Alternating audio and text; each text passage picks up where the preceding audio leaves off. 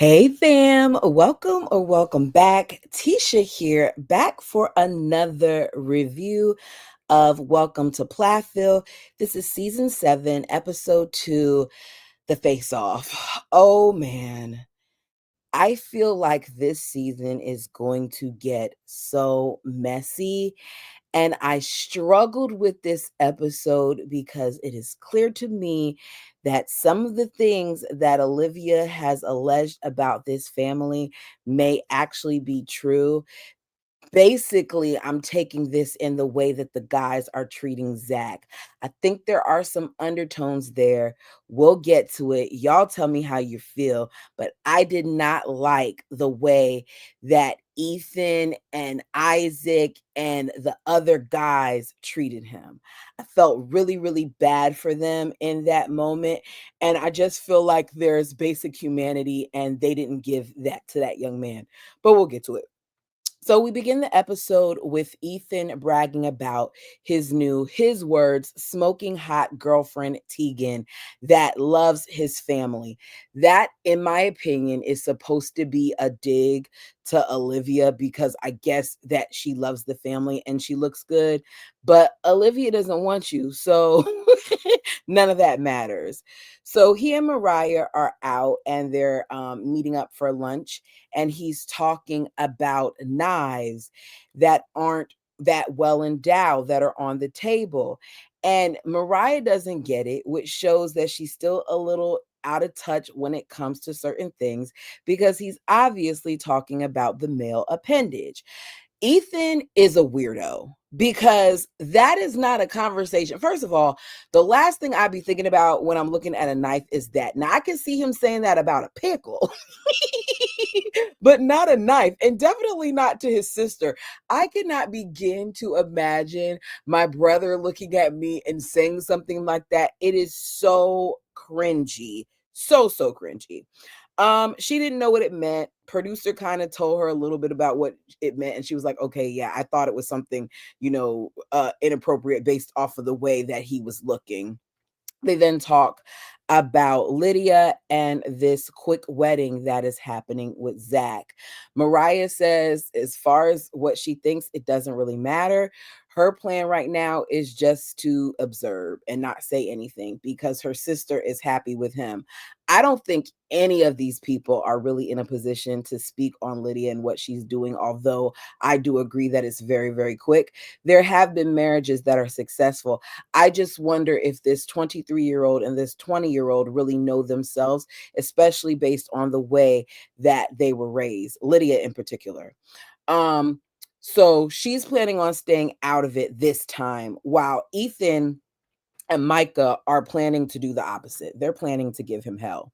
So Mariah doesn't know how to handle Veronica because they get on the subject of Veronica and them making up. And she says, she feels badly, especially because Mariah was one of the ones that had her back.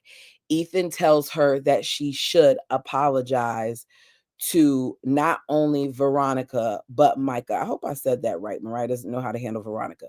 Because my notes is written wrong. Anyways, so Ethan tells her that she should apologize to both Micah and Veronica, even though Veronica may be more pissed than she should be, that this situation does put Micah in a tough spot. It's a lot like what he went through with his family, and he doesn't want that to happen to his brother. Because as much as Ethan tries to act like he can't stand Olivia and Olivia did this and Olivia did that, some of their problems were a result of his family and their involvement. Now, I don't know what happened in between seasons because I told y'all I stopped watching after a while, and I just started back reviewing season 1. Shameless plug, go check it out.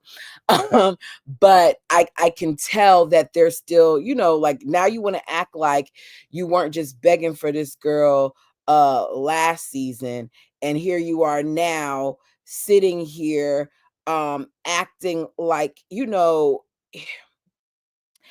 want your brother to be in that same position.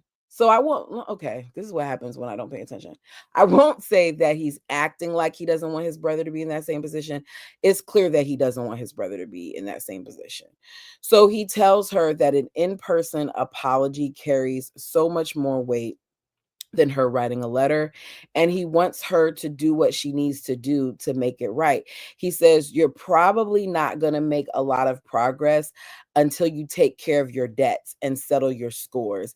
In other words, until you address this and you stop burying it and you stop avoiding it, you're really not going to be able to get past it, especially because her and Micah at one point were very close. So I would think that him and the girlfriend and him being together would cause a rift with her and her brother, since they're not really talking, and he of course at some point is not going to be able to be around her as much and things of that nature, because at the end of the day he has to go home to his woman who he lives with. So there's a lot of layers there. I hope y'all understand what I just said, because I was really just all over the place.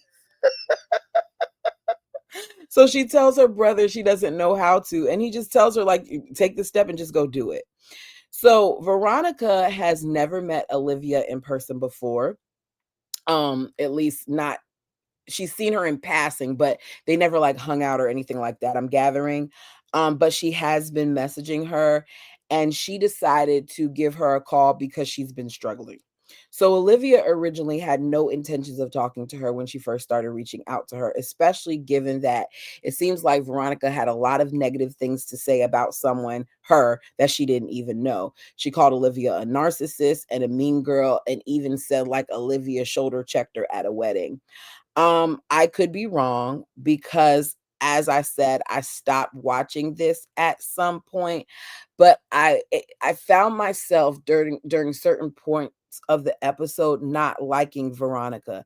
And I don't know what it is, but I think that the women that these young men tend to go after, and by young men I'm talking about Micah and Ethan, seem to have a lot of characteristics that for some reason remind me of Kim. I don't know if it's because they're very opinionated or what, because I too am an opinionated person, but there's something about it that I can't explain it. It's just not rubbing me right. But then again, I've only now seen Veronica in 2 episodes because, as I said, I didn't watch previously. So there's a lot I don't know. So we find out that Olivia ended up changing her mind and decided to actually reach out to Veronica. Excuse me, because after the episodes had went on, Veronica was getting a lot of things in her comment section of people talking about her appearance. She was being bullied for her appearance. She was being bullied for her looks, for her height and things of that nature. I don't understand why she was being bullied. I think that she's a beautiful girl.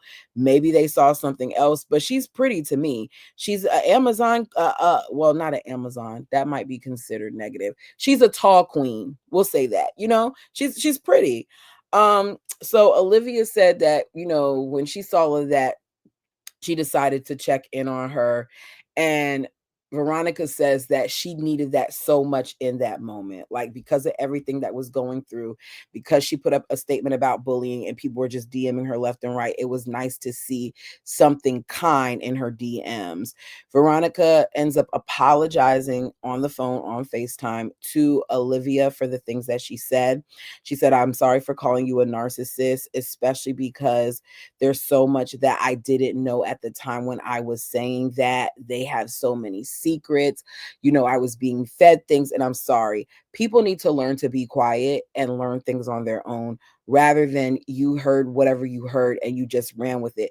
Because it was clear to me just watching the first season that there were some secrets with this family, and that they had this tendency to put a lot of things on and a lot of blame on Olivia that she shouldn't have gotten. I'm not saying she was perfect, but she shouldn't have gotten. She says now that she's been around the family, she sees things. We find out that Micah does not know that she's been reaching out. Olivia isn't trying to cause any division between them. She doesn't want to upset Micah or have it be a situation where his family gets upset. But she does want to support Veronica because she knows how lonely it all is and how crazy it made her feel when she was going through things by herself. So she knows that it will be, a good feeling to her to have somebody who can relate to her and who has been through some of the things that she's been through. I know that there are times, especially with what I'm currently reviewing, where I feel like Olivia has crossed boundaries or where I felt like she's done too much. But I said it in my current review, and I'm going to say it now in this one. I feel like they never really treated Olivia kindly. I think that they tolerated her, they didn't accept her. I think that there's a lot that we did not get to see, and this family is a hot mess. So she's going to keep the interaction a secret for now, but she does know at some point she's going to have to tell her boyfriend. So towards the end of the episode, because I want to wrap these two up, Veronica and Micah are sitting down on the couch giving a confessional, and it's awkward. You can feel the energy with them. So production is trying to figure out what's going on. Veronica says that, she's done with the family, that she does not want to be around them anymore, that she reached out to Mariah, she reached out to the family, and they're not reaching back. And Micah is sitting there defending his family, and she's getting annoyed at him defending his family, especially because of things that he's been through. Now, I thought she was going to say that she had a miscarriage or something along those lines, but what she ends up revealing is something else. She's saying that there's been things, no, he says that there's been things on both sides that has caused it to be heated. She is looking at him like, you better change your tune or I'm going to say something. He's like, he can't figure out why she's so upset. And she's like, you can't figure out why? Oh, you know why. He knows why. You better fix the way you're talking. You better change the way you're talking and say that you see a little bit of my side, or I'm going to spray you. Now she doesn't say it like that, but that's basically what she says. So apparently, at the time that all this was going on, that her and Mariah were having their disagreements, their arguments, their whatever, Veronica was going through a situation with Micah, which is that Micah doesn't support her because Micah is a big fat cheater. Micah has cheated on her, she said, several times. And she has been covering it up for him that he's cheated on her, that she has lied to protect them, putting her own emotions to the side. Why do we do that, people? And I'm not just saying women. If there are any men watching this show, why do we do that? Why do we, non-binary, if you're watching, why do we do that? Why do we protect people who aren't being kind to us? Why do we protect people who aren't considering our feelings and our emotions? This is the problem. She's protecting him. Now, Micah is sitting there looking like, oh, I can't believe she outed me. You're not going to be able, apparently, to keep your little image when you're doing things like this and you're not being honest about it and you're not supporting your woman. So now we know that that's probably going to be something else that comes up all throughout the season. So we go from that to Florida. Zach is visiting Lydia and her roommate in Tallahassee. I don't know if y'all saw it, but he was laying on the couch and she went to go wake him up while he was on the couch. And to me, y'all tell me what you think, because I saw her do like this. To me, some may say it looked like she was whispering his ear, but I think she wanted to kiss him, because there are a few times where she's getting real close to him like she wants to kiss him. And that urge is happening more and more and more as they're dating. But it looked to me like she was ready to kiss him while he was on the couch, right? Which I was like, are they lying about the kissing? But I don't think they are lying about the kissing. I just think that she is like really, really ready to get to that part, which could also be another reason why they're rushing this thing, because not only are you guys about to go on missions, but because she's ready, she's experiencing some feelings and things of that nature that for all we know she may have never experienced, and she does not want to act on things unless she's married. So her roommate's name happens to be Mariah, and she likes Zach. I mean, they are three peas in a pod, to the point that they start randomly singing Amazing Grace together. It wasn't as bad as I thought it was going to be. Mariah actually sounds decent with harmony. Now, they got to a rough start, but once they got going, it was okay, right? They all have high energy. They're all very happy people. Lydia is so giddy that I hope that this does not wear off for her once she's had certain experiences, because it comes off as very childlike. I get it when you're with your significant other that you're happy. Her happiness is just so childlike to me. It's like watching a schoolgirl with her crush, right? So hopefully, it remains, and it's not something that, she's let down later on when this person isn't the person who she thinks he is, because I worry with the time frame and with the two of them seeming to me like they're still learning who they are. So they already have a date set for this wedding, even though there has yet to be a proposal. Earlier in the week, he met up with Kim to talk about the proposal logistics. She thinks he's great, but she worries that it's all too fast because it's only been 4 months. She doesn't feel like 4 months is a long time. They talk Ethan and how, quiet and guarded Ethan was. And Lydia thinks that at that point, if he had a problem, he would say something. So she's thinking he approves, but it's clear to me that he doesn't. Not that it matters though, she says, because she's fine as long as she had her dad's approval, which she got, her pastor's blessing, her family and friends, and the Lord on her side, because the Lord wants this. I really hope that's the case. I don't think that she's the first person who went into a marriage feeling like it's something that, the Lord wanted. I feel like a lot of times people put that thought out there when really it's just what you want. I'm not saying that you can't have divine, inspiration, or you can't get answers from the divine. That's not what I'm saying. I'm just saying that a lot of times I feel people add more self into it than they do of actually getting an answer. Those are just my thoughts. Tell me yours. So we get to Kim. Kim has not had a workforce job since she was in college. Her job when she got married was to take care of the kids and to help build and manage properties. Now, I don't know if she was really building them, but this is what she says. So now, until they figure out everything with the divorce and how they're going to divide those properties, she is a hostess with the mostest, right? So she's working part-time at a restaurant. She says that she likes it, and what makes it more enjoyable is that Lydia and Mariah work there as well. So she's considering that to be a bonus. Barry, we find out from her, is the one with the career. He's the one that gets paid so much more money than her. He has always handled money well, where for her, it's been an adjustment with her for how she's handled her money, because she is hurting financially. On top of that, she was involved in an accident that resulted in her getting a DUI. Now, someone put this in the comment section. I was unaware because, as I said, I hadn't been watching the show. But I don't like how, in this moment, and I don't know, y'all let me know down below, please, if this is something that they spoke about in length during a previous season, because to me, they kind of skimmed over it. But I want them to sit with that subject a little bit, because some of your problems isn't because of you getting a divorce. Some of your financial problems are because of the decisions that you decide to make. Kim in season 1 is talking so badly about college students and about San Francisco, about the drugs and the alcohol and all these things, and her mom being an alcoholic and all that other stuff. And yet here you go as a 50-something-year-old, and you do the inappropriate, the selfish thing of getting in a car and operating a vehicle while you are inebriated. What if you would have done more than just messed up your car? What if you would have taken a life?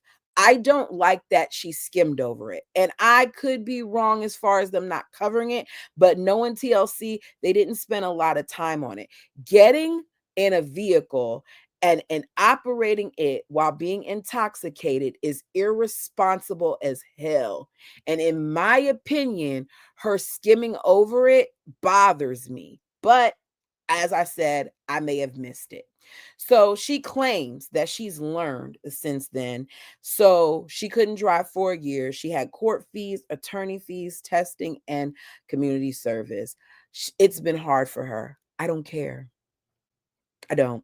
I don't care about how hard it's been for her, because as I'm listening to her talk, I can't help but feel like nothing has changed, because Kim very much so has this way of still trying to make herself seem like the victim when you're the reason why you went through that, because you decided to drink and drive. I don't care about what you were going through at the time. There are so many different modes now of transportation. There's Uber and Lyft and buses and trains and all these other things. Hell, she could have got on a bicycle and rode. There's so many other ways to get to a different place. You got all them kids. You couldn't call none of them to come and get you. Like, I don't know. This is what goes on in my mind. There's no excuse for drunk driving. There's none. Sorry, I'm not sorry. It's no excuse. So, for whatever reason, she felt like Barry was supposed to come to her and talk to her after this happened and check on her. Ask her, Kim, are you okay? Are you struggling with things? Do you want to talk? Because I care about you as a woman that I was married to, as the mother of my children. I care. Why would he do that? Did you care about him when you treated him the way that you did after you decided you no longer wanted to be married to him? It's not his responsibility. She's sitting there saying it's hurtful to her that he didn't check on her because she wanted to stay friends. It is not his job to check on you. You wanted to stay friends and he wanted to stay married. You left that man, you moved on, and now that you are no longer with somebody, now that you are lonely, you think that he is supposed to bend over backwards and be worried about you. Miss me with that, Kim. And I don't even like Barry. I don't like him. I don't. There's something about him that I don't care for either. But with that being said, I'm going to call it like I see it. And it's okay if you don't agree with me. I don't feel like Barry needed to check in on her. He needed to make sure that his kids weren't with you when you did that. That's about all he needed to check and see. And you said no one was harmed. So you were all by yourself, apparently, and you didn't get hurt. So, good for you. All right. Isaac has his girlfriend and some friends. Ethan and then Lydia and Zach are going to come over to hang out and eat. It's clear to me that Zach, even though he's only met him once, I don't think he's a fan of this man. Think there's some undertones there because he and Ethan say the same thing to the male friends, which is, have you seen him? Just wait until you see him. Wait until you meet him. Ethan is meeting Kaylin for the first time. That's Isaac's girlfriend. He happily, shakes her hand, says that he's happy for his brother. He can tell his brother is really into her. So they all sit down to eat, and Lydia and Zach arrive. As a reminder, Zach is 23, she is 20. He's really excited. He's introducing himself. And the guys, in my opinion, are jerks. Because as Lydia and Zach talk, every time he opens up his mouth, they are laughing. They're laughing. Now, Ethan is trying to act like he's laughing because they're wedding planning and they're not even engaged yet. But I don't feel like it's that. So Zach sees Ethan laughing and he's like, is there anything you want to share with the choir? And Ethan's like, the choir? And he makes a smart remark and they're laughing again. It's awkward and it's rude and it's disrespectful. And it's obvious to me, y'all tell me what you think. It's obvious to me that they do not feel like Zach is that into Lydia, because he even made a comment about how you're dating all this time and you don't have the urge to kiss her or anything like that. It can happen for some people. I would want to kiss you, but that's just me. Anyways, I think that they feel like he's a homosexual. If he is, that's not how you treat people. That's not what you do. You have a conversation one-on-one with your sister and you tell her your concerns, but you don't sit there and make jokes and laugh at that man's expense. I don't like that. I don't. Right? I don't like it at all. I feel like it's mean-spirited, and that's not right. So you can tell Lydia's feelings are hurt and she's disappointed because here they are in their last night spending time with these people and they're not really being that nice to her soon to be fiance. Lydia thinks that Ethan is just trying to push her buttons, and I don't think it's that. I think that he does not like a particular set of people or sets of people, certain individuals, probably people like me too, according to what Olivia said. And with that being said, because he doesn't like brown people, or because he doesn't like people who are, I don't want to mess up the lettering, but because of people who are part of the queer community, he doesn't like that he is being rude and belittling, and that's not okay with me. So we see Barry go to talk to Kim and get his girls, and his teen girls are headed out to go rollerblading in the dark. I can tell he's concerned. I would be too, just based on the things that happen. I don't even like walking by myself to go to the dumpster at night in the dark. Like, I'm real particular about stuff like that. But I'm thinking that they just stayed in the driveway, so that changes it a little bit. Just be careful out there, you guys. It's people are creepy and crazy. So at this point, they have 50-50 custody of the girls, and they alternate each week. Kim tells Barry she wants to make sure that they're on good terms for the wedding. She doesn't want there to be any animosity or anything like that. And he's like, yeah. And she's like, okay, because I'm bitter with you right now. And he's looking at her like, she's like, you're the one that's holding things up. I'm renting a house. I'm paying for taekwondo and art. And I'm wondering, why isn't he helping with art and taekwondo? Is it something that's only like, I don't get that, why y'all aren't splitting that down the middle if it's a 50-50 thing. Anyways, she's like, and she's putting lawyer fees on her credit card. She wants child support. I don't think that she should get child support. It's 50-50 custody. First of all, when you first left, if I recall, correct me down below, did she not leave the kids with him? Was she giving him child support when she left? I don't think she was. It's 50-50 custody. Y'all, in my opinion, should be splitting everything down the center when it comes to the kids. That means whatever you got going on in your household is what you got going on in your household. When it comes to the girls and their extracurriculars, let them know how much it is, and tell him he needs to pay this half if that's what you're trying to do.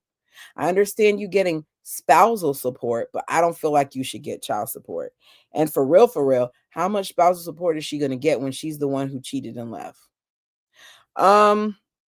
I put, what happened to the money that they got from the show? Why is she so broke?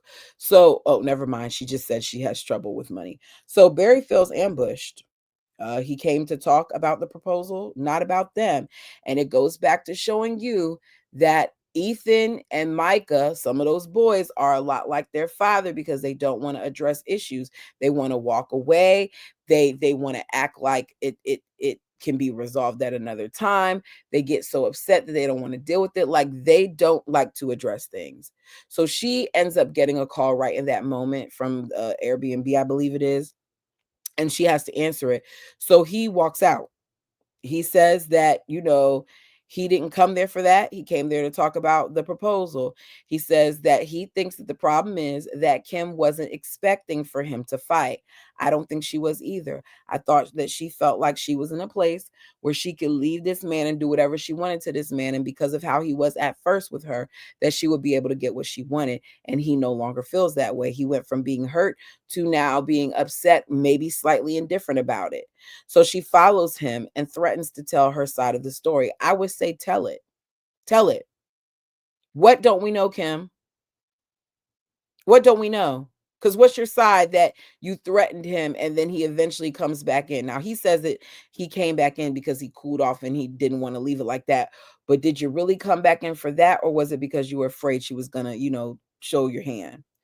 So it's been 3 years and she wants to know what the holdup is. And he's like, I've done my part. It's the lawyers. It's the lawyers. We gotta, get on these lawyers. So, now we're just waiting on them. So what I suggest is that, you call your attorneys. I've been emailing every week I email them with an update. So you go ahead and do the same. And she's like, okay, so we're gonna talk to the attorneys. And he's like, yeah, in my mind, that's no resolve.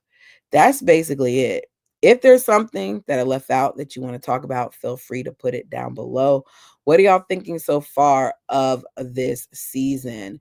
Do me a favor, hit that like button as it helps the channel. Thanks for watching, and I'll see you again for episode 3 next week. Hopefully, I'll do it next week because my birthday is on Sunday, and I'm still not sure how many days off I'm going to take. But just in case, if it's not up by Tuesday, hopefully it will be up by Wednesday. Okay. Thank you guys so much. Until next time.